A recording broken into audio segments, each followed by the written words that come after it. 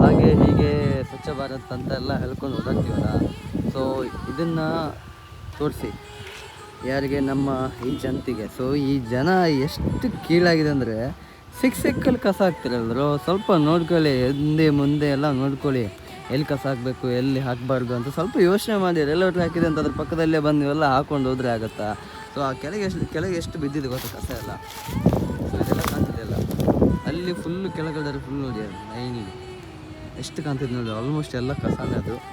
So ಇದೆಲ್ಲ plastics, ಕಸ ಹಾಕಿದ್ರು ಬೇಜಾರಿಲ್ಲ, ಹುಲ್ಲು ಕಡ್ಡಿ ಅದೆಲ್ಲ ಹಾಕಿ ಬೇಜಾರಿಲ್ಲ, ಅದ್ರಲ್ಲಿ ನಡೀತದೆ. ಬಟ್ ಈ ಪ್ಲ್ಯಾಸ್ಟಿಕ್ ಎಷ್ಟಿದೆ ನೋಡಿ.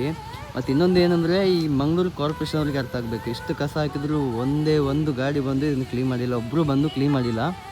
ಸೊ ಟ್ರೈ ಮಾಡೋಣ, ಈ ವಿಡಿಯೋ ನೋಡಿ ಅದ್ರಲ್ಲಿ ಬರ್ತಾರೆ ಇಲ್ವಾ ಅಂತ. ಸೊ ಮಂಗಳೂರು ಕಾರ್ಪೊರೇಷನ್ ಅವ್ರನ್ನ ನಾನು ಮೆನ್ಷನ್ ಮಾಡ್ತೀನಿ, ಇದನ್ನು ಟ್ಯಾಗ್ ಮಾಡ್ತೀನಿ. ಸೊ ಚೆಕ್ ಮಾಡೋಣ ಅವರು ಇದಕ್ಕೆ ಆ್ಯಕ್ಷನ್ ತೊಗೊಳ್ತಾರೆ ಇಲ್ವಾ ಅಂತ.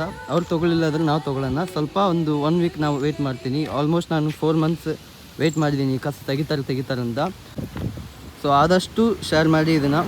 ಸೊ ಅವ್ರಿಗೆಲ್ಲ ಗೊತ್ತಾಗಬೇಕು ನಮ್ಮ ದೇಶ ಎಷ್ಟು ಮುಂದೆ ಬೆಳೀತಿದೆ, ಹಿಂದೆ ಹೋಗ್ತಿದೆ ಅಂತ ಅವ್ರಿಗೆ ಗೊತ್ತಾಗಬೇಕು. ಸೊ ಅದಕ್ಕೋಸ್ಕರ ಈ ವಿಡಿಯೋ ಮಾಡ್ತಿರೋದು, ಎಲ್ಲರೂ ಶೇರ್ ಮಾಡ್ಕೊಳ್ಳಿ ಅಂತ.